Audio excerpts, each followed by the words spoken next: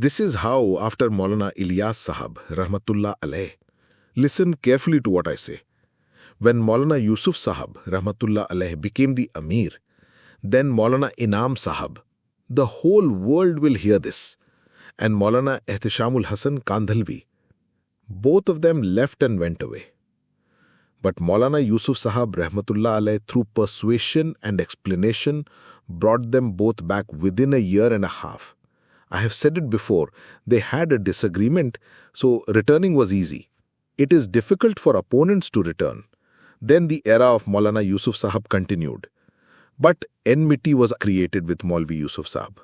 He came, but in his heart, the seed was sown. And then in the year 1965, on April 2nd, at Bilal Park Mosque, Lahore, Hazratj Maulana Yusuf sahab, rahmatullah alayhi, gave a sermon after the Fajr prayer. And before or after the sermon, there was a breakfast. Now, what was in that breakfast, only Allah knows. Otherwise, a person doesn't pass away so quickly at the age of 48 years. Someone who is traveling the whole world. There are doubts and suspicions. Because as soon as Maulana Yusuf sahab passed away, the neighbors immediately prepared for the burial and dug the grave. The idea was to bury him right there so that the news wouldn't get out.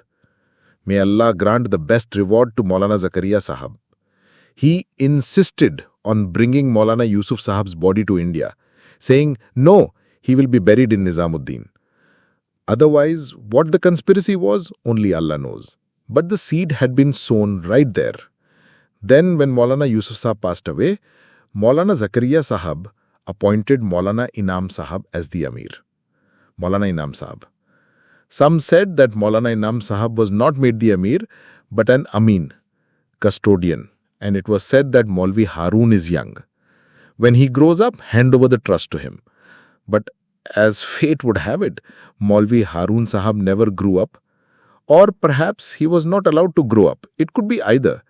Yes, I am speaking very subtly, and I have all the proof. Because the day Maulvi Harun sahab passed away, Maulana Yusuf sahab's son, in 1972. At that time, there was an incident involving Mufti Yusuf Mutala sahab, who recently passed away in England. His audio is available on YouTube. He, Maulvi Yusuf Mutala, said that in 1972, I was in the service of Maulana Zakaria sahab. And I used to read Maulana Zakaria sahab's letters and he would have me write the replies. When Maulvi Harun sahab passed away, Maulvi Saad sahab's mother, Maulvi Izhar sahab's daughter, wrote a letter to Maulana Zakaria sahab. Maulvi Yusuf Mutala himself says, I was the one who read that letter. I have read that letter, and in that letter it was written, Hazrat, I have something to tell you. You are a great man of Allah. Perhaps you know who poisoned my husband. Please tell me his name so that as long as I live, I can curse him. This was the letter from Maulvi Saad's mother. Maulvi Yusuf Mutala says, Maulana Zakaria called me and told me to write a reply, and in the reply, Maulana Zakaria sahab wrote this letter, my daughter, I know who poisoned your husband, but I will not reveal his name. And I will also tell you, pray to Allah, may Allah forgive your husband and grant him a place in Jannatul Firdaus, and may he give you the best reward for this through your children. This was the letter from Maulana Zakaria sahab. But when Maulana Inam sahab became the Amir, the matter remained unresolved, and disagreements continued. Do you know who the dissenter was at that time? Maulana Rahmatullah Meriti. When Maulana Yusuf sahab, Rahmatullah alayhi, was on a journey, Maulana Rahmatullah Meriti would deliver the Fajr sermon in Nizamuddin. This was a man whose sermons would make people weep profusely. Now he thought that in Maulana Yusuf's place, it is I who gives the sermon. So after him, this chair is mine. Didn't you understand? Now, if someone has a desire for the chair from the first day, now, on the road, we were hearing a story. A person went to a pious elder, took an oath of allegiance, and started living with him. And after a few months, he said, Hazrat, I am not receiving any spiritual training. What did he say? Hazrat, I am not receiving any training. I am not getting any benefit from being with you. He asked, why? What intention did you come with? He replied, I came to you to become like you. So he said, if you desire the chair from the first day, what will you get? The desire to become a peer from the very first day. Didn't you understand? So what will you get? Brother, first engage in mujahada. Isn't that so? Allah. Mufti Samir Sahab gave an example. A child first becomes a student, right? Then he becomes a teacher.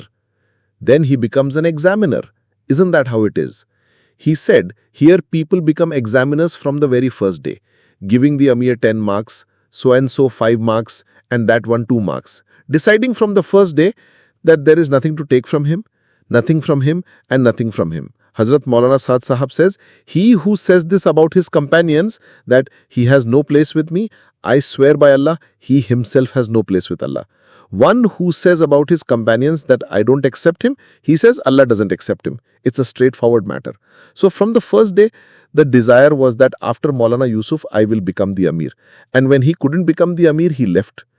Mufti Maulana Abdullah Jhanji Sahab, son of Maulana Suleiman Jhanji Sahab, told me, Hafiz Sahab, I've seen with my own eyes. He would pass by Nizamuddin and spit on the stairs. He also left and 40 people left with him.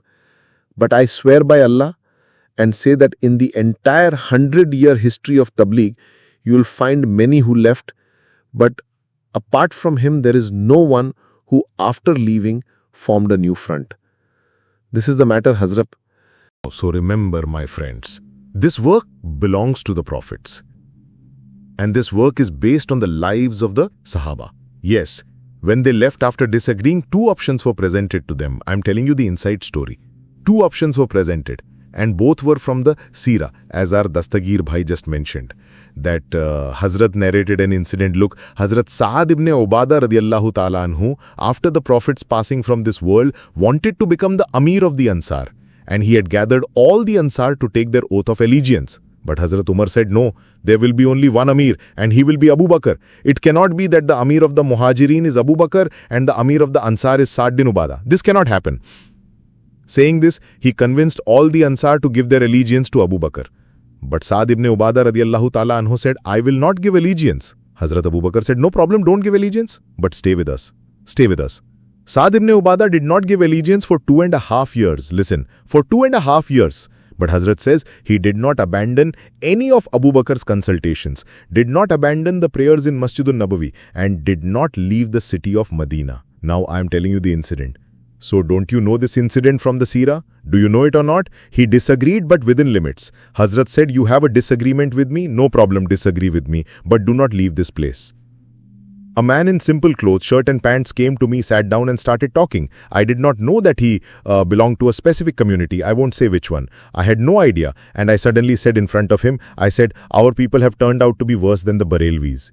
He immediately looked at me and said, what are you saying? I said, yes, our people have turned out to be worse than the Barelvis. He asked, what do you mean? I said, look, the Barelvis denied the Imams of Makkah and Medina, but they did not stop going to Makkah and Medina. Did you understand? Did you understand? The disagreement is with the Imam. We will not pray, but going to Makkah and Medina. So when there is a disagreement with the Imam of Markaz Nizamuddin, why are you leaving the Markaz? One gentleman was saying we are followers of the Akabir-e Salasa. I said you are deprived even of reciting Fatiha at the graves of the Akabir-e Salasa, because the grave is also inside.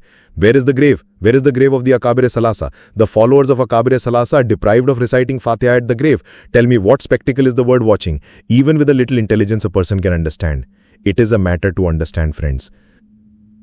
So, one thing I narrated was about Saad ibn Ubadah, and the second thing Hazrat said was that Hazrat Abu Zar al-Ghifari radiyallahu ta'ala anhu had a disagreement with Hazrat Usman Ghani radiyallahu ta'ala anhu. And there were many quarrels in the consultation meetings, one quarrel after another, because Hazrat Abu Zar al-Ghifari was an extremist person. He wouldn't let anything pass. Didn't you understand? Someone asked him, if someone has 20 dinars, how much zakat should he give? He, Hazrat Abu Zar, said 20.5 dinars. How much to give? He said 20.5 dinars. But the amount is only 20 dinars. He said, why did you accumulate those 20 dinars? You have to give an extra half dinar. He mentioned its punishment. Now, a person of such temperament, and during the time of Hazrat Usman Ghani, wealth was coming in. So the nature of the mosques changed and they were decorated inside. Then Abu Zar al-Ghifari had a disagreement. Hazrat Abu Zar al-Ghifari had a disagreement. So Hazrat Usman Ghani radiyallahu ta'ala anhu consulted with all the Sahaba that, brother, find a solution to this daily quarrel. A solution has to be found, right?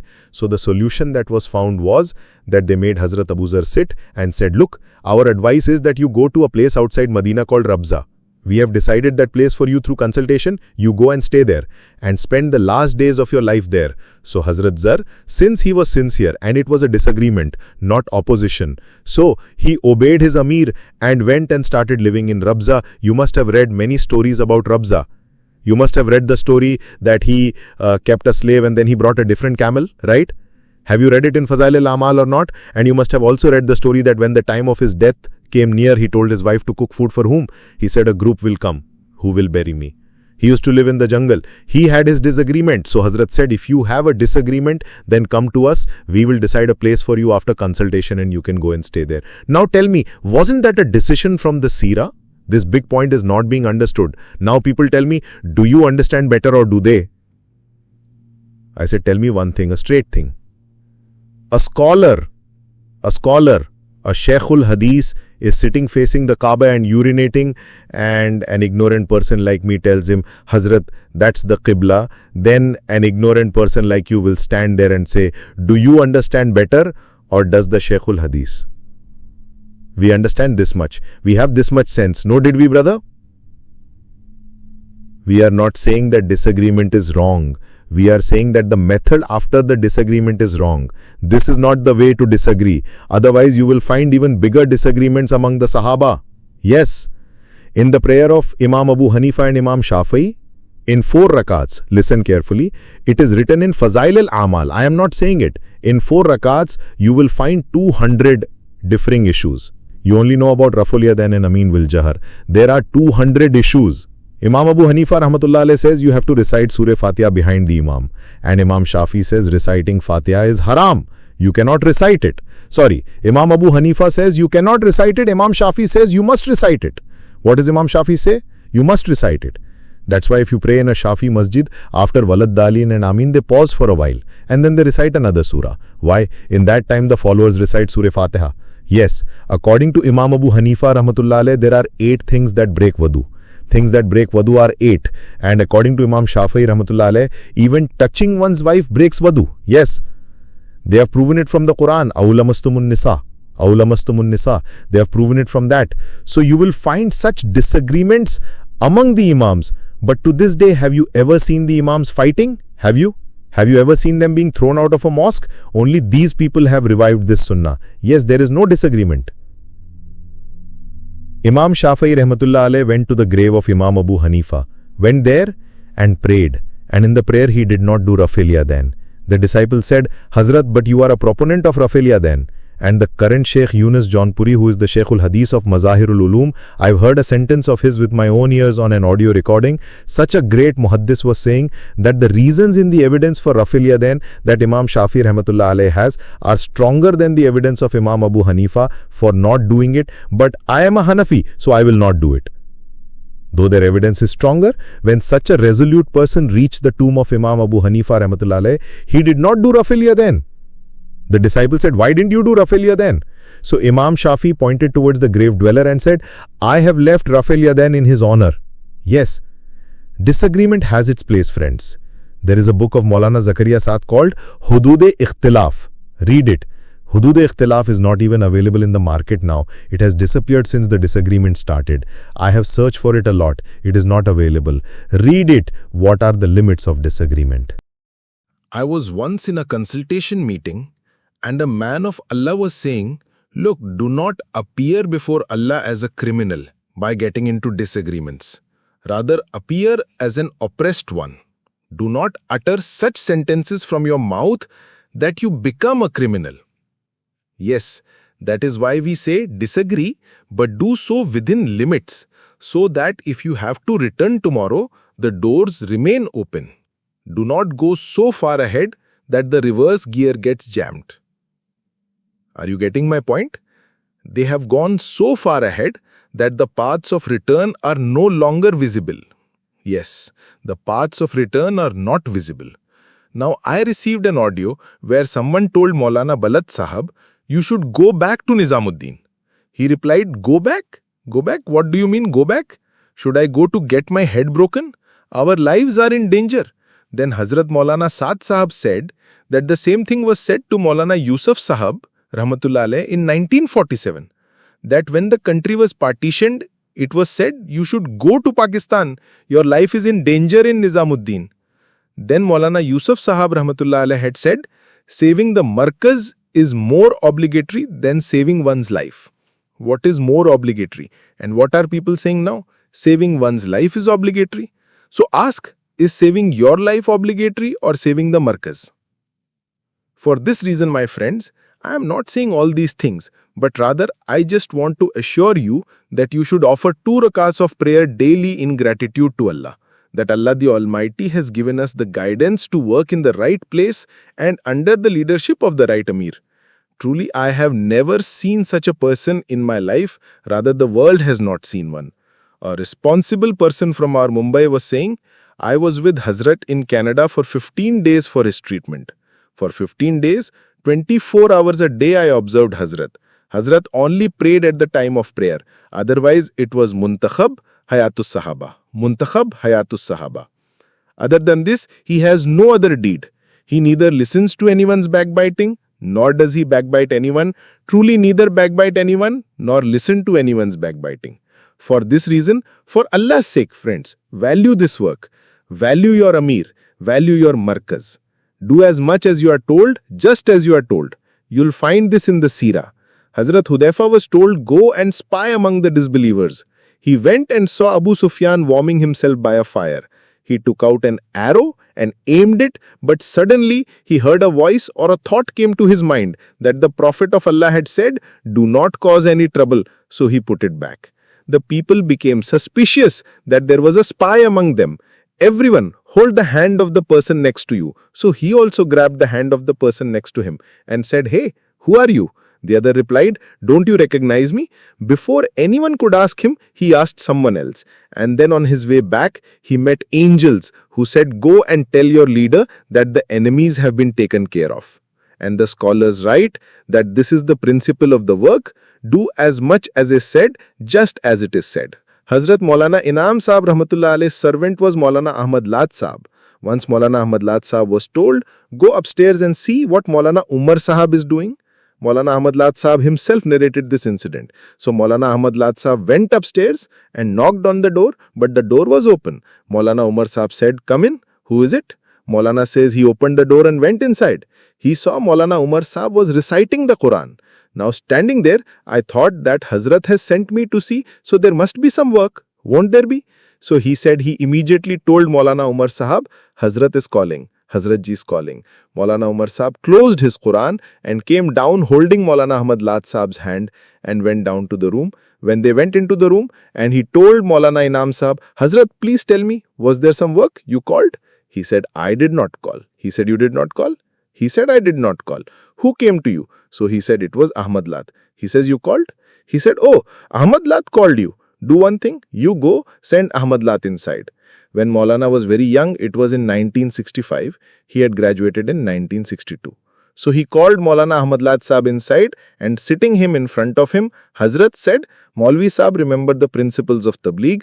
Do as much as you are told, just as you are told. You are told to go and see, so you should have just seen. Who told you to call? If I had to call, I would have sent for him myself. Do not let the horses of your mind run wild. Listen, at this moment, do what is being said from Nizamuddin. Only then will you progress. There can be no progress beyond that. There can be no progress beyond that. People will mislead you. This is not the way, that is not the way. Tell them the saying of Miyaji Mehrab Sahab Rahmatullah Alayh. Whoever tells you that this is not the way, narrate Miyaji Mehrab Sahab saying to them. Miyaji Mehrab Sahab Rahmatullah Alayh used to say, whatever is said from the pulpit of Bangla wali masjid in any era, that will be the way for that era. The matter is finished. What did he say? From the markaz of Bangla wali masjid, whatever principle is stated in any era, that will be the way for that era. This is the way for this era. Didn't you understand? That the flourishing of the mosque, and one day the talim of Fazail, and one day of Muntakhab, the circles of Quran in homes, we should have no disagreement in this. Everyone should pledge, inshallah, we will do it. Will everyone do it? We have no disagreement in this. A gentleman was telling me there was only one book which was very good. They started this second book. There is so much chaos in the world, isn't it? I said, okay, who told you there was only one? He said there was only one. I asked, was there only one? During the time of Hazrat Maulana Ilyas Sahab Rahmatullah Alayh, there were 5 books. He said, really? There were 5? Which ones? I said, listen, one was Hikayat-e-Sahaba, one was Fazail-e-Namaz, one was Fazail-e-Tabligh, one was Fazail-e-Zikr, and one was Wazail-e-Quran. How many books is that? There were 5, right? Then when was Fazail-e-Sadaqat written? Shall I give you proof? On the last page of Fazail-e-Sadaqat, where the book ends, it is written, Alhamdulillah, this book was completed in the year 1949. In 1949, Fazail-e-Sadaqat and Fazail-e-Hajj were written. And Maulana Ilyas Sahab Rahmatullah Alayh passed away in 44. He passed away in 44, right? When was the book written? 5 years later. So who included Fazail-e-Sadaqat in that talim? Maulana Yusuf Sahab included it. So it went from 5 to 2, referring to the combined volumes. How many did it become then? Then I said the era of Maulana Inam Sahab came and he added a book by Maulana Ehtesham Sahab called Pasti Ka Wahid Ilaj. How many did it become? Now, during Maulana Ilyas's time, there were 5, in Maulvi Yusuf Sahab's time 7, and in Maulana Inam Sahab's time 8. So it increased by 1 in every era, right? So why does your stomach hurt if it increases now? He didn't answer that. I said, I will get them bound together for you, Muntakhab and Fazail-e-Amal. It becomes this thick. Just read 1. Why read 2? You should bind all the 7 books together and tell the world it is 1 book. Just 1 book. Are we fools? I have seen with my own eyes in 1995 and 94, when I was just starting, my father had a book called Tablighi Nisab. There used to be separate booklets for Fazail-e-Amal, separate for Fazail-e-Zikr. One day. In those days, they were available for 2 rupees, 1.5 rupees, 2 rupees. This is just a matter of force, without consultation. Without consultation. Tell me this, what is the principle of consultation? What is the principle of consultation? The principle of consultation is that you sit in the meeting, give your opinion, and after giving your opinion, if the Amir makes a decision against your opinion, should you accept it or not? Or should you not accept it? Well, is the Amir bound by the minority or majority opinion? Rather, I was taught this principle in my childhood. If a decision is made according to your opinion, be afraid. And if a decision is not made according to your opinion, be happy. Isn't that right? Now they are sitting in a consultation. 4 people said the book should not be used and 5 people said it should be. Now the Amir has decided that it will be used. Now those 4 are saying, no, we had said no, why was it implemented? Now they go out and say it wasn't with consultation. So it wasn't with consultation. Ask them themselves, let them swear on the Quran and say that when you were sitting inside the Kaaba and the matter of Muntakhab came up and it was duly decided in the Zohar consultation meeting that Muntakhab will be read and today after the Asr prayer, Haji Abdul Wahab Sahab will begin the Muntakhab. This was decided. This is in my previous talk. But with a full plan, after Asr, Haji Sahab was not allowed to come to the Kaaba. Who were those people who did not let him come? You should investigate. Then Hazratj came to Nizamuddin and held a consultation and then he put forth the matter that this has happened and what should be done about it. All the elders of Nizamuddin said, brother, it should happen except for these few, and that matter was decided through consultation.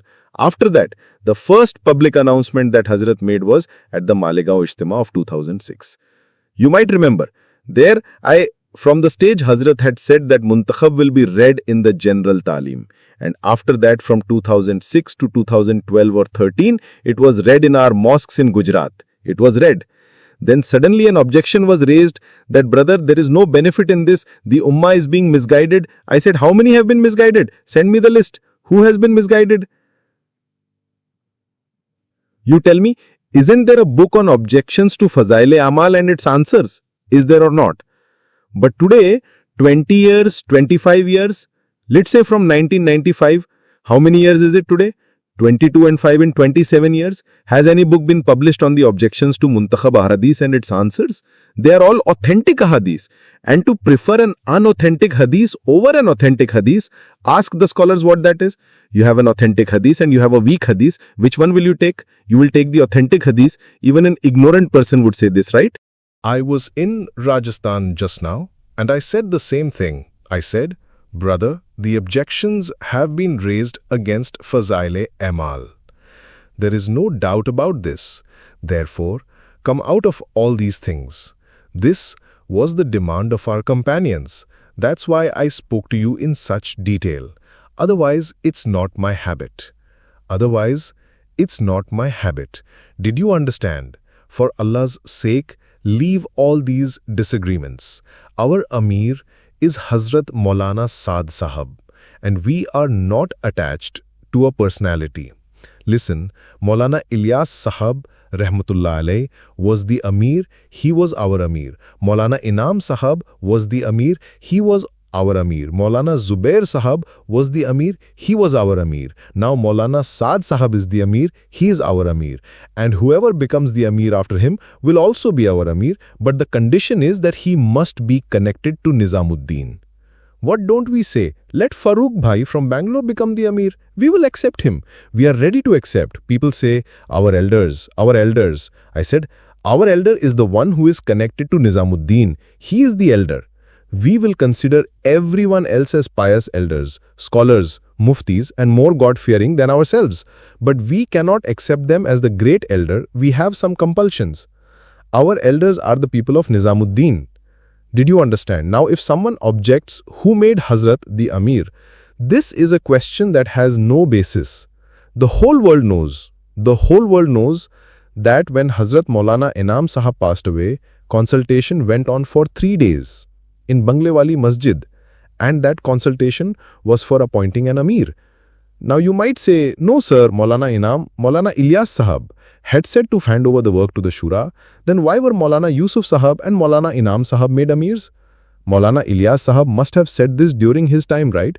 Did he come out of his grave and say it after Maulana Inam Sahab's passing away? When would he have said it? He must have said it in his time, right? Even if you have such a malfuz that after me this work will be run under the Shura, then when Maulana Ilyas Sahab is saying this, then how did Maulana Yusuf Sahab become the Amir? Do you accept Maulana Yusuf Sahab as Amir? You do. Do you accept Maulana Inam Sahab as Amir? Maulana Ilyas Sahab had said so, hadn't he? They were caught on that. This statement became completely baseless.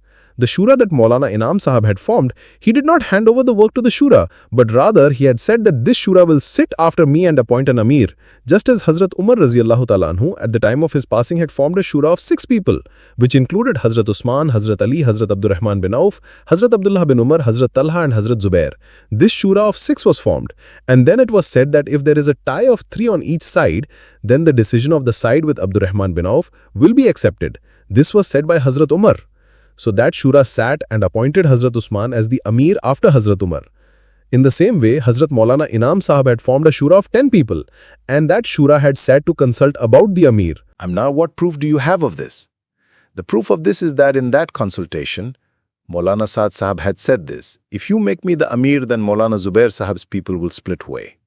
And Maulana Zubair Sahab had said, if you make me the Amir, then Maulana Saad Sahab's people will split away. Now I ask you a question. Tell me honestly, in a consultation, one person is saying, if you make me Amir, my people, their people will split, and they are saying, make us. So the talk of an Amir is coming up precisely because a consultation for appointing an Amir is going on, right? If it was in the hands of the Shura, then what was the need for 3 days of drama?